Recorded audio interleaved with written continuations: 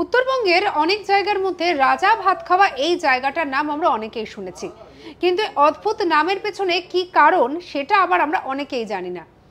আসলে এমন অদ্ভুত নামের পেছনে রয়েছে একটি ইতিহাস।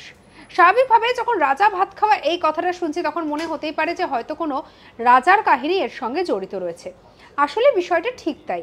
যেটা জানা যায় যে সাধারণ মানুষের মুখে একটা গল্প প্রচলিত রয়েছে যে সেখানকার রাজা ধৈর্যেন্দ্র নারায়ণ তিনি ভুটানে গিয়ে বন্দী হয়েছিলেন। আর সেখানে গিয়ে বন্দী হওয়ার পরে তিনি যখন প্রথমবার ছাড়া পেয়ে তিনি তার রাজ্যে ফিরে এসে প্রথম এই জায়গাতে এসে তিনি প্রথম অন্ন গ্রহণ করেছিলেন। আর অন্ন গ্রহণ করার কারণে সেই জায়গার নামকরণ করা হয় রাজা ভাত খাওয়া। বর্তমানে প্রচুর মানুষজন এই রাজা ভাত খাওয়াতে যান উত্তরবঙ্গ সফরকালে।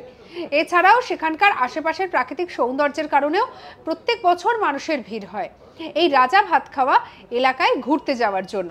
আর প্রাকৃতিক সৌন্দর্যে ভরপুর উত্তরবঙ্গের মানুষের কাছে রয়েছে ব্যাপকভাবে পরিচিতিও। সঙ্গে রাখুন আজ তাক বাংলাকে। এরকম আরও অন্যান্য কন্টেন্টের জন্য সাবস্ক্রাইব করতে ভুলবেন না।